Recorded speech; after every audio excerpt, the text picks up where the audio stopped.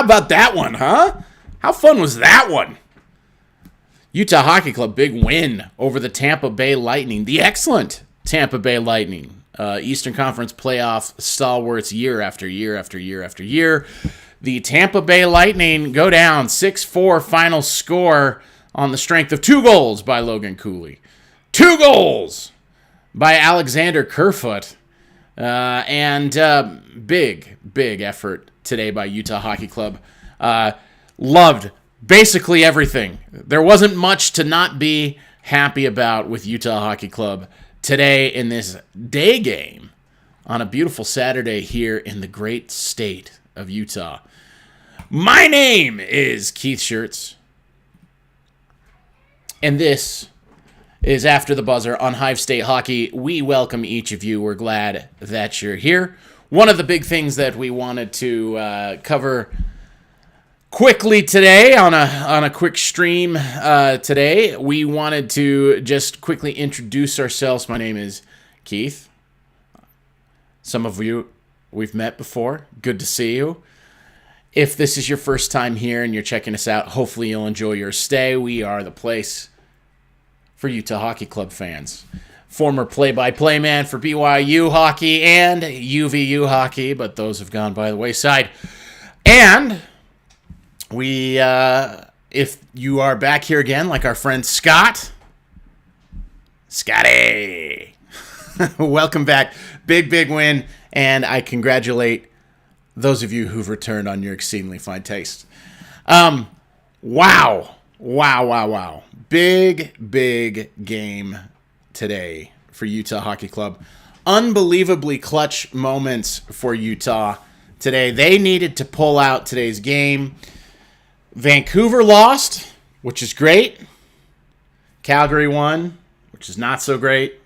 Calgary picked like the craziest time to actually have a winning streak on the road on that Eastern swing where they do the Rangers, Devils, Islanders swing. They found a way to win those games. That's absolutely crazy.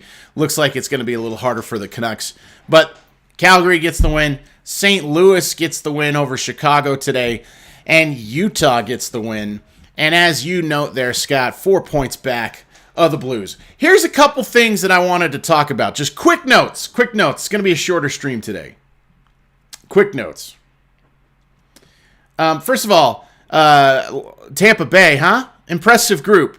Love the way they play. John Cooper has that team play with a real identity, and they do things the right way. We also wanted to just talk quickly about, how about the fight? That's one of the times I love fighting in hockey. The fight by Jack McBain today. Not only did it accomplished 2 things. 1, it made Zemgus Girgensons account for his late boarding hit on Michael Kesselring, which hurt Kess. So that's great. You love to see a fight in that circumstance. It's not fighting just for the sake of it. Let's put on a show for the crowd. This is like, hey, you made a dirty hit. And Girgensons is like, sure. Like, yeah. So there's that. The other one is Jack McBain got a clear and decisive win in that fight. It was not even close. It was not even a close fight. And I think this is a thought for me to dig into, but I did a quick look while the game was on. But can Jack McBain become the Tom Wilson of the Utah Hockey Club? Tom Wilson's having an outrageous year. I don't know that he'll ever have a 30-goal season the way Tom Wilson has.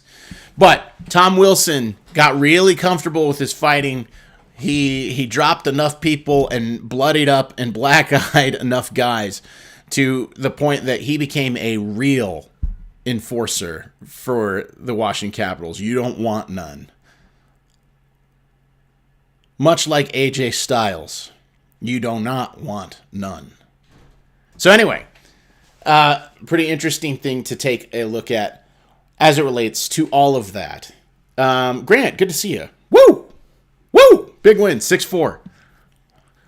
So this is all to say, We've got the Jack McBain of it all, potentially becoming a Tom Wilson type, a real enforcer. People are excited to fight Spicy Tuna. I do not think they'll be excited to watch Jack McBain. Or to fight Jack McBain.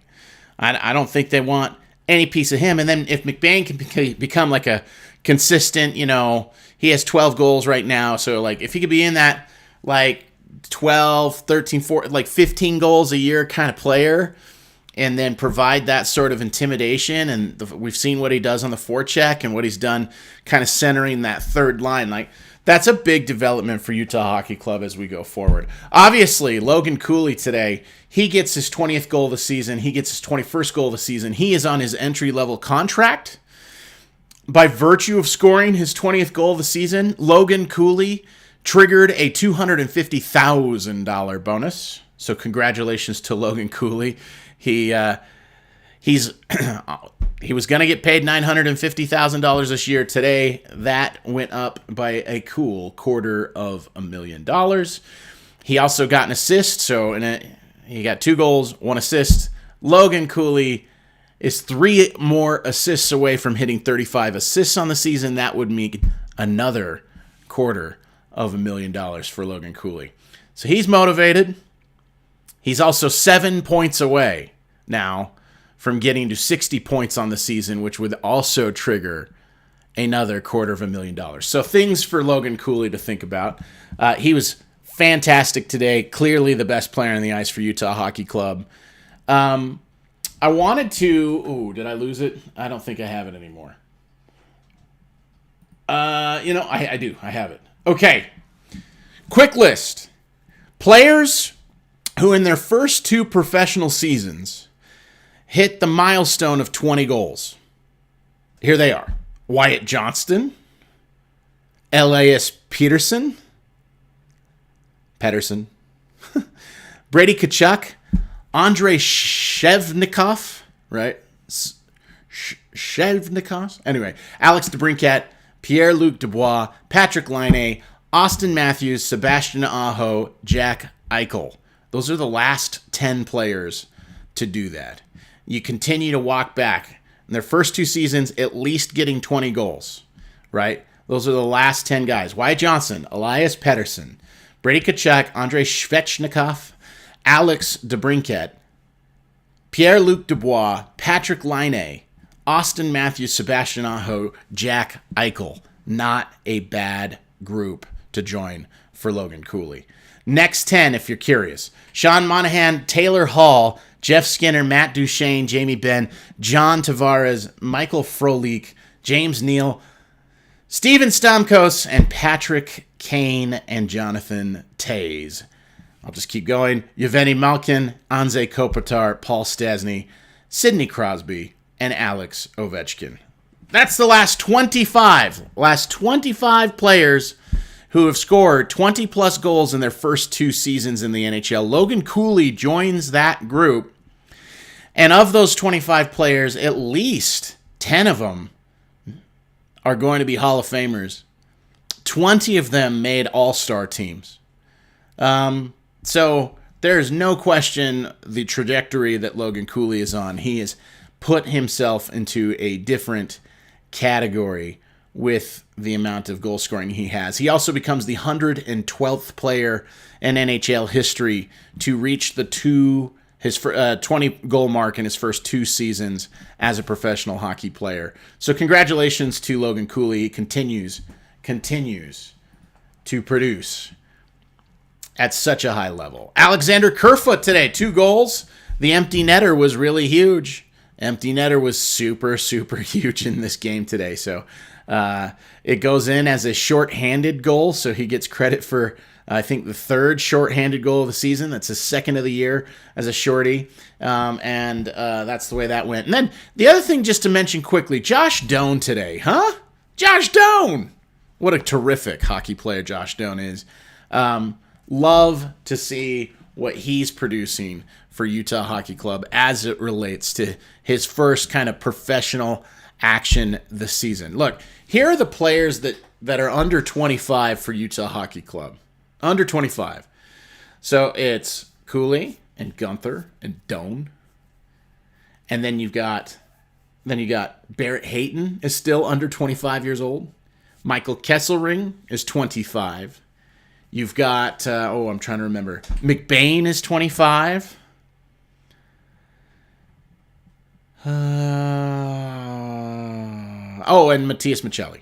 Okay? So those are the key young guys. So it's going to be really interesting to watch the rest of the season as these guys continue to fight for the playoffs. There we go.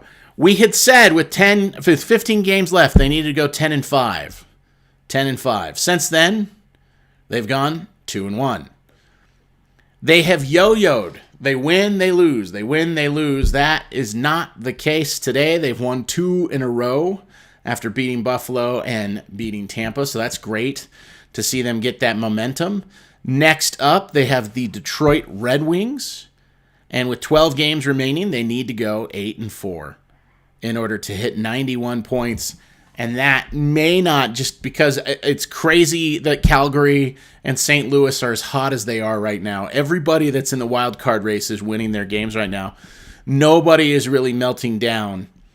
And so it's going to be a grind to find our way into the playoffs in this inaugural season for the Utah Hockey Club. But that is what it looks like for this team right now. They've got 12 games remaining. Detroit still in the mix, I believe. I don't look at the East as much as I look at the West. Yeah, Detroit is 4 points out. So we've got a couple teams that are 4 points out of getting into the playoffs right now. Detroit absolutely need the game. Utah absolutely need the game. Holy cow, what a terrific atmosphere it's going to be on Monday night against the Detroit Red Wings, dealing with Dylan Larkin, dealing with Patrick Kane. That is a different group that has a bunch of older players that is trying to sneak their way into the playoffs. Utah, again, is being let out. I mean, their old guys are 26. It's 27. So there's a lot to like about what the future may hold for Utah Hockey Club. And today's performance against Tampa Bay was just excellent. The way that they hung in there, the way that they competed, and the way that they came away with the win. Did not come easy. The other thing, too, is all of the goals today by Tampa were just so beautifully scored. And so it's hard. Again, the save percentage for Veggie today was not great. And so if you take a look at what his stats are going to be, I'll just pull it up quick just to give you the official number. But yeah, Veggie today, 846 save percentage. Yikes, not great. And so the concern again is how many of these games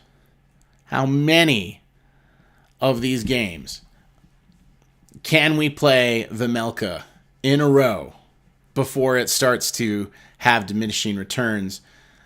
He faced 26 shots today. 22 of them were saved.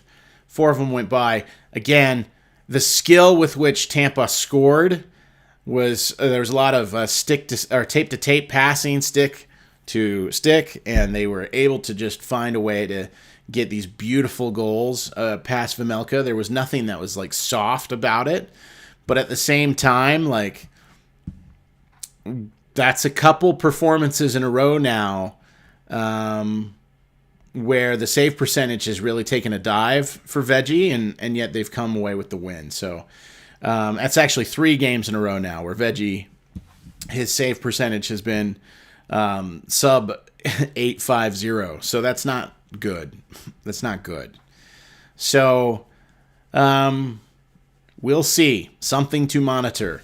They're going to need to play Jackson Stauber at some occasion. Okay. Big win. Huge. Titanically big win for the Utah Hockey Club today. I was going to look up one last thing. According to Money Puck, the make the playoffs meter for Money Puck right now sits at 15.44%. So giant uphill battle to climb for this team. And that's what the problem is. What did JJ Moser do? Scott, Not much. Continues to be a trade that that I think if you're a Tampa fan right now, I think you're saying, boy, it would be nice. It would be nice to have Sergachev on our team. It would be really great if we had Mikhail Sergachev on our team. He's just not doing. J.J. Moser is not doing much for Tampa, and I also think they played. I believe it was Geeky, right? Was there the other guy in that trade? And obviously they have the second round pick. They get rid of the salary. The salary is not on the books for them, so that's the giant upside in the trade for them. But at the same time, they had to get rid of Sergachev in order to sign Braden Point. Braden Point scores, so there's that. But anyway, that was sort of the thinking. They could have potentially hung on to both, but then they would have had to pay the tax and all that stuff. So, all right. Hey, I think that's all we've got for today. We were going to keep it a little short. Monday we'll go longer. We'll hang out. We'll have a good long chat about how things are. But big thing. Jack McBain. First of all, I think that's the first decisive win in a fight for a Utah Hockey Club player. So congratulations to Jack McBain on kicking the crap out of Girgensons. Also, Logan Cooley is coming into his own down the stretch of this season. He is turning into a monster. He is a real problem for other teams. And then the sticking with it nature for this team. That's, I guess, the last part I'll make, and then we'll go. Stick with it, man. This team continues to put themselves in a scenario where they have to find a way to get to recover from the adversity that they face, and they continue to respond. So I'm really pleased for them. Really pleased for them. So, okay, that is it for today's edition of After the Buzzer. We'll keep it nice and tidy. Maybe the shorter format's better. If you think it's better, let me know in the comments. Also, to my friend who was watching in Finland, hello, hi. It's good to see people from all around the world checking us out here. It's thrilling, pretty exciting. And also, Scott, continues to be great to see you around here. And we'll see you guys on Monday following a titanically big game. Again, they're all so big for Utah right now, but that game against Detroit, it basically eliminates either Detroit or Utah. So it'll be really, really an interesting game to watch. Highly contested, and that home crowd better make a difference in that one. All right, that's it for us here today. Utah winners 6-4 over the Tampa Bay Lightning. You take care of yourselves. We'll see you real soon.